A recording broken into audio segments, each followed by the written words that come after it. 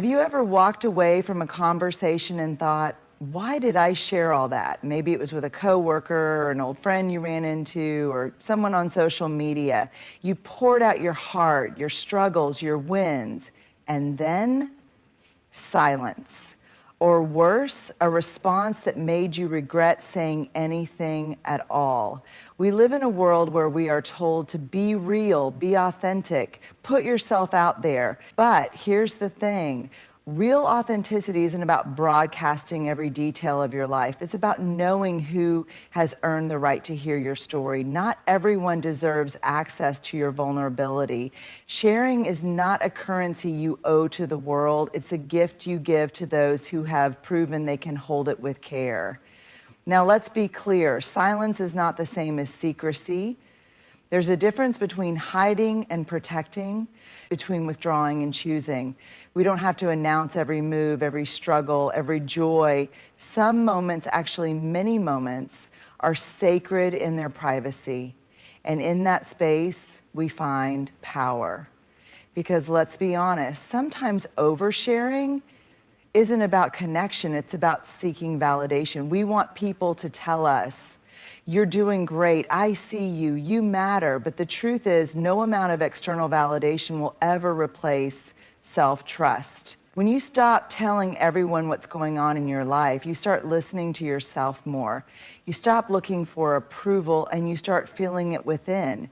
There's also something to be said about the power of mystery. Some of the most powerful people don't speak about everything they're doing. They move in silence. They protect their dreams until they're ready to be seen. They understand that privacy isn't about hiding.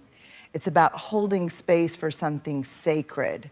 Have you ever felt like you were spilling your heart out to someone only to be met with indifference or worse, judgment?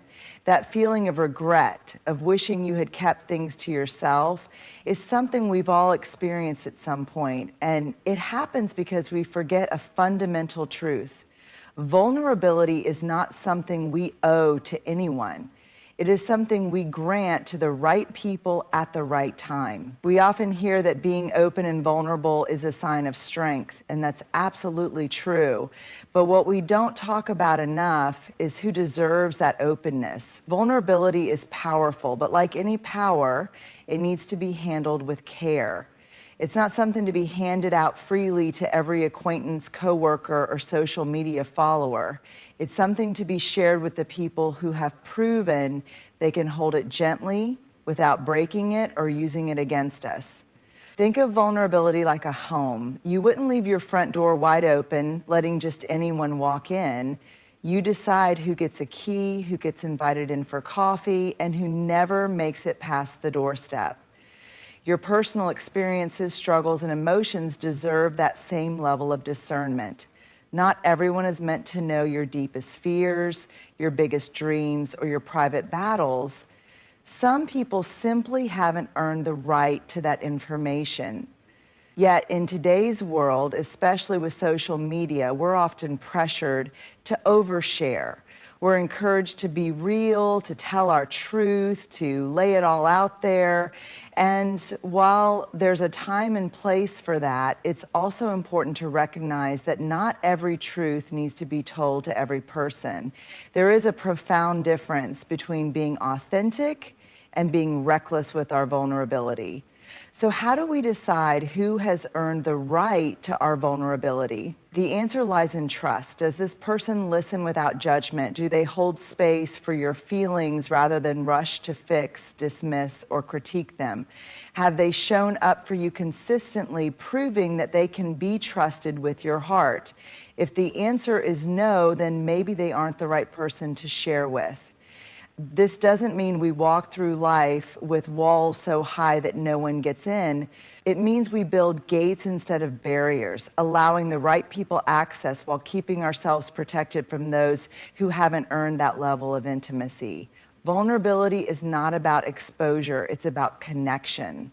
And the most meaningful connections happen when we share with those who have proven they are safe places for our truth. So the next time you feel the urge to open up, pause. Ask yourself, has this person earned my trust? Will they honor what I'm about to share? Am I sharing this because I truly want to or because I feel obligated to? Because vulnerability should never be forced.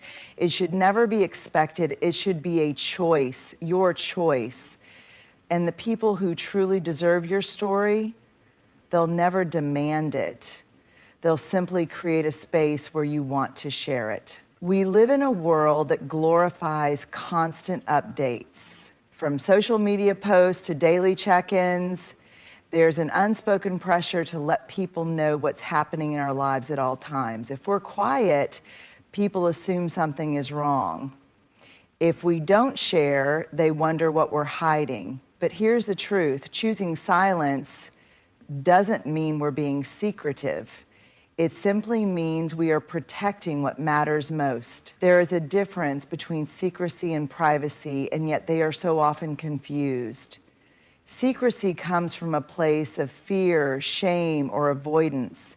It's when we actively hide things because we're afraid of judgment or consequences. But silence is often an act of self-respect. It's about knowing that not everything needs an audience. It's about understanding that some things, some moments, some experiences are sacred enough to be kept just for ourselves. Think about the most meaningful moments in your life, the ones that shaped you, moved you, or made you feel truly alive. Were they shared with the world immediately, or did they unfold quietly in the presence of only a few trusted souls? Some of the most beautiful and transformative experiences don't need public validation. They don't need likes, comments, or applause. They need time to breathe. They need space to be felt fully, without outside noise. Silence is also an act of power.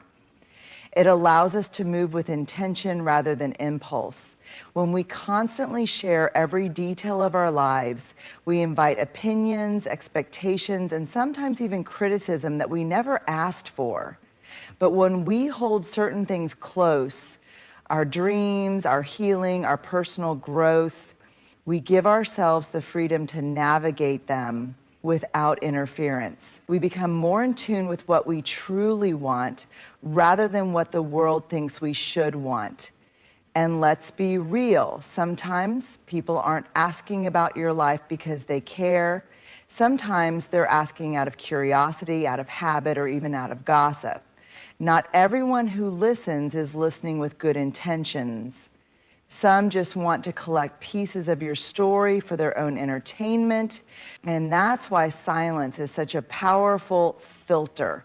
It separates those who truly care from those who are just passing through. There's also something to be said about the beauty of the unspoken. Some of the strongest connections we have with people don't require constant updates. True friends, true partners, true family don't need daily reports to know you're still there. They don't take your silence as distance. They take it as trust. They understand that when you're ready to share, you will, and until then, they respect the space you need. So the next time you feel like you should share something, pause. Ask yourself, am I sharing because I truly want to or because I feel pressured to? Does this moment need validation or does it need protection? Who am I sharing this with, and do they truly deserve to hold it? Because at the end of the day, silence isn't about withholding. It's about honoring. It's about knowing that your life is yours first, and you get to decide which parts are meant for the world and which are meant for you. Have you ever caught yourself waiting for someone to tell you that you're doing okay? Maybe it's a friend, a partner, a boss, or even a stranger on social media. You share an accomplishment, a struggle, or just an everyday moment, hoping for a response that reassures you, you're seen, you're valued, you matter. But what happens when that response doesn't come?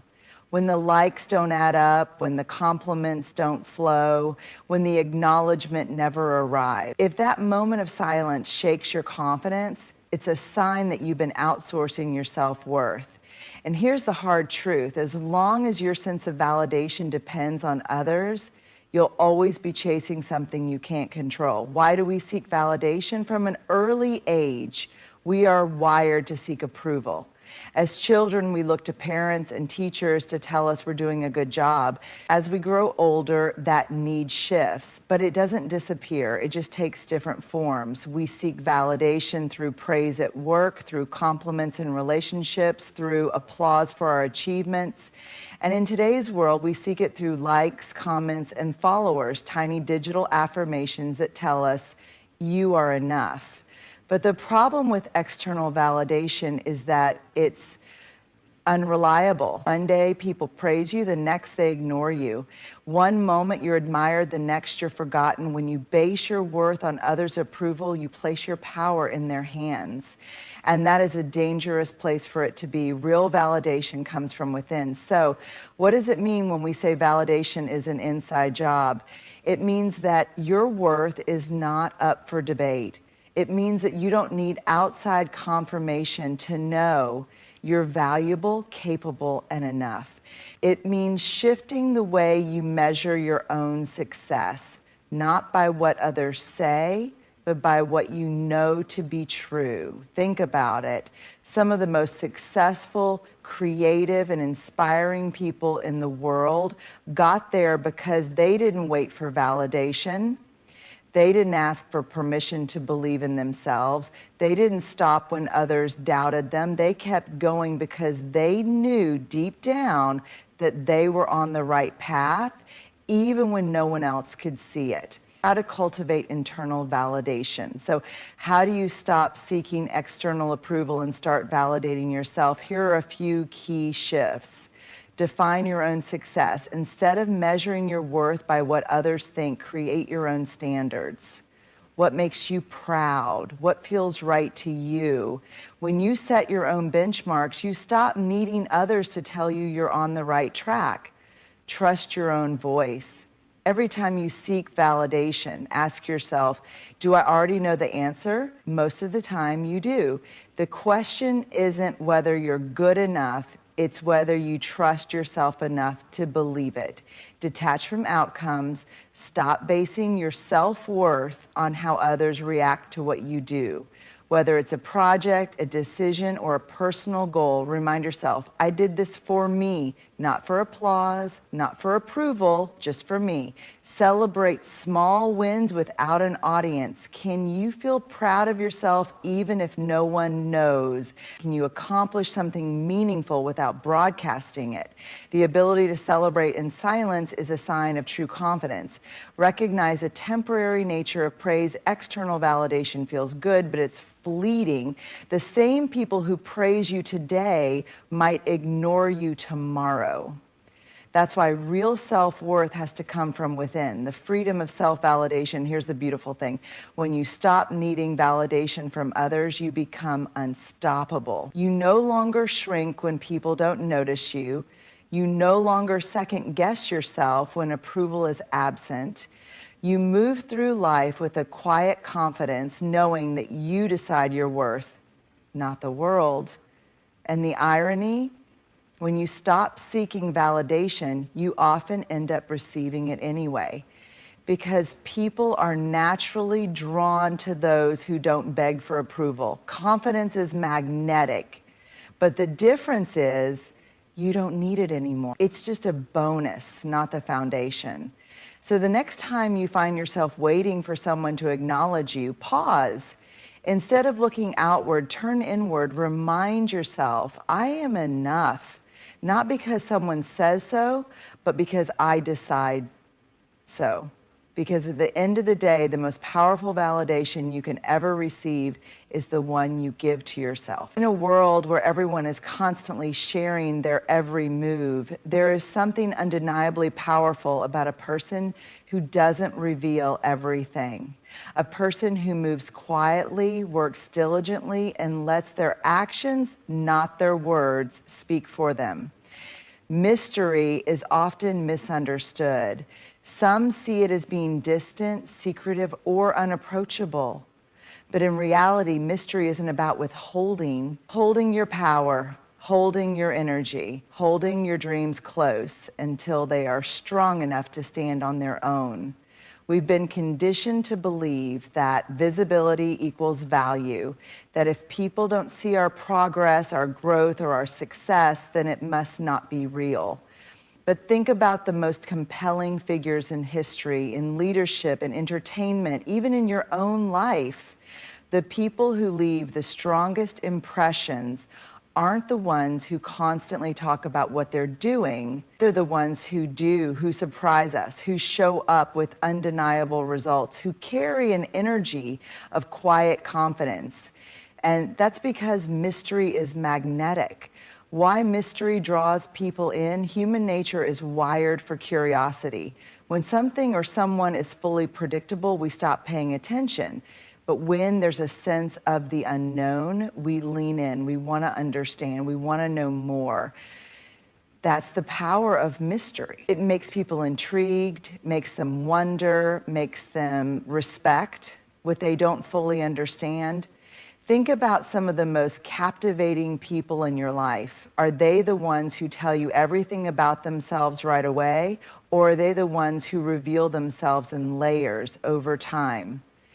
Mystery keeps people engaged because it signals that there's depth, something beyond the surface, something worth discovering. The downside of oversharing, in today's world, there's an expectation to constantly update people on what we're doing, to post our plans, our wins, our struggles, to make everything public. But the more we give away, the less value it holds. When you share everything, you take away the intrigue, you invite unnecessary opinions, criticism, and expectations that can weigh you down. There is a difference between being open and being exposed. Openness is sharing intentionally. Exposure is giving away too much too soon to the wrong people. And once something is out in the open, you can't take it back. When you keep certain things to yourself, your next move, your personal growth, your silent victories, you maintain control. You choose who gets to know, when they get to know, and how much they get to know. That is power. Moving in silence, the art of surprise. One of the most powerful things you can do is let your results speak for themselves. There is no better feeling than working quietly behind the scenes than showing up with something undeniable. Whether it's a career move, a personal transformation, or an achievement, you didn't feel the need to announce in advance. When you don't tell everyone your plans, you eliminate external pressure. You free yourself from expectations, from doubters, from people who project their fears onto you. You give yourself room to change your mind, to pivot, to grow without anyone watching or critiquing every step. This isn't about being secretive for the sake of it. It's about understanding that your journey is yours, that not everything needs to be performed for an audience, that some of the best moments in life are the ones that unfold without a script, without spectators, without unnecessary noise. How to cultivate mystery in your life. If you want to harness the power of mystery, start by practicing these habits. Speak less, do more. Instead of announcing what you're going to do, just do it. Let people see the outcome, not the process. Surprise is one of the greatest elements of power. Be selective with your shares. Not everyone deserves access to every part of your life. Share with intention. Some things are meant to be sacred, private, and protected. Embrace the pause. You don't have to respond to everything immediately. Let people wonder. Let them sit with the unknown. Your silence can often say more than words ever could. Keep them guessing. Stay unpredictable. Be the person who evolves, who shifts, who grows in unexpected ways. People lose interest in what they fully understand, but they stay intrigued by what they can't quite figure out. Protect your energy. The less you explain yourself, the more peace you'll have. You don't owe anyone an explanation for your dreams, your choices, or your personal growth. The power of being unreadable, the world respects what it can't easily define. When you keep an element of mystery, people don't know what to expect, and that's a good thing. They can't put you in a box. They can't predict your every move. And in that uncertainty, you gain an edge, because mystery is more than just a social strategy. It's a form of self-respect. It's recognizing that your story doesn't have to be available to everyone, that your next chapter is yours to write and yours alone.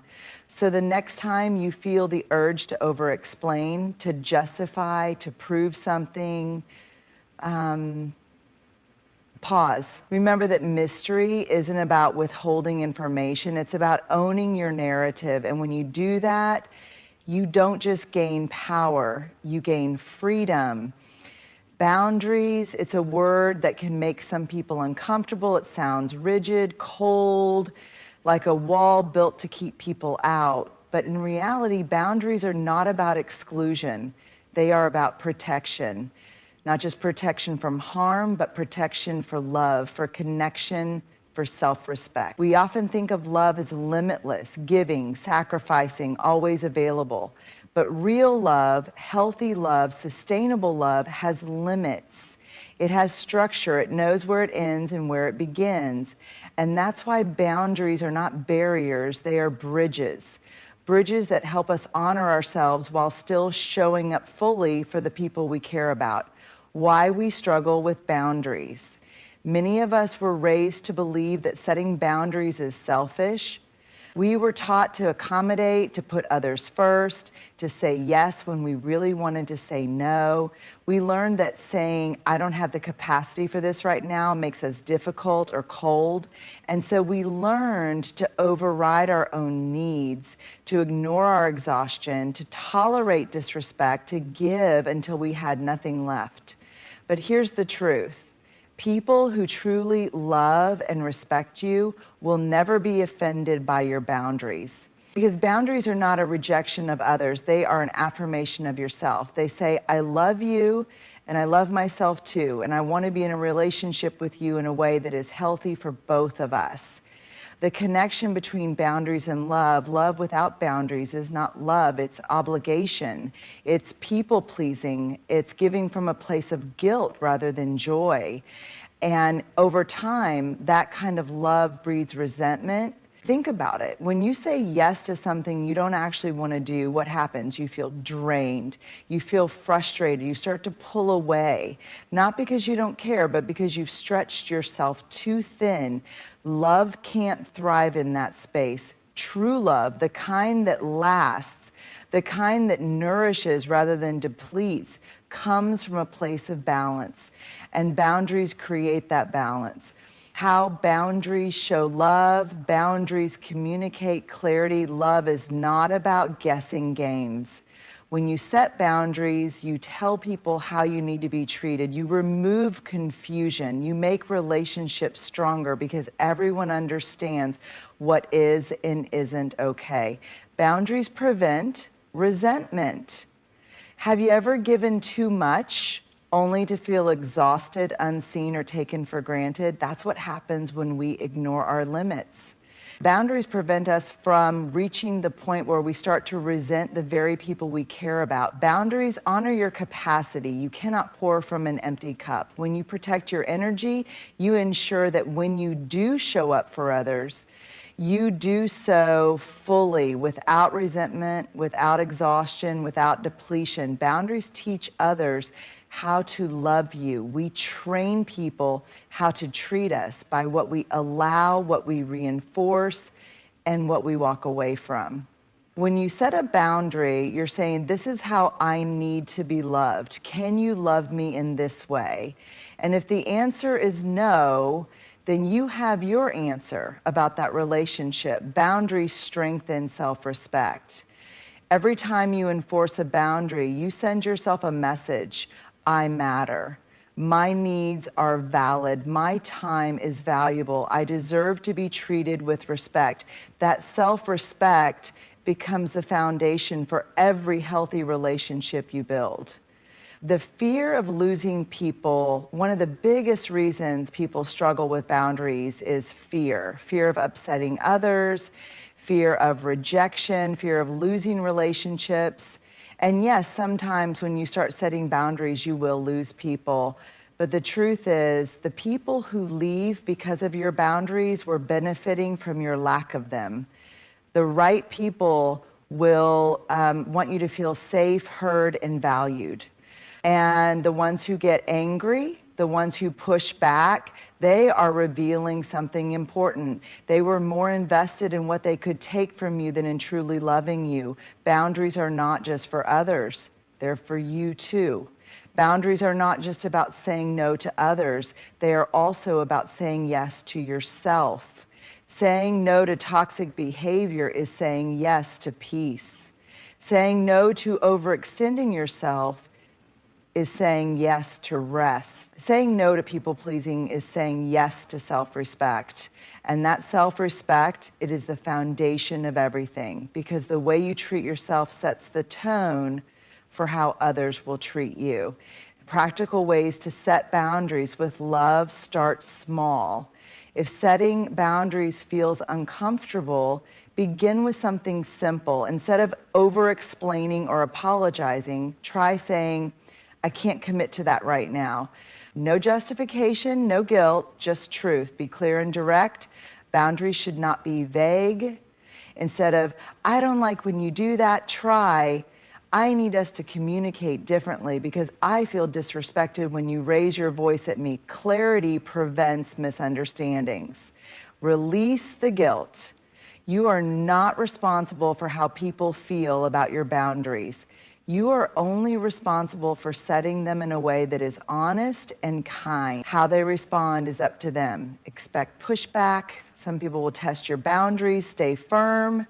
Repeating your boundary doesn't make you rude. It makes you consistent. Remember, boundaries are a form of love.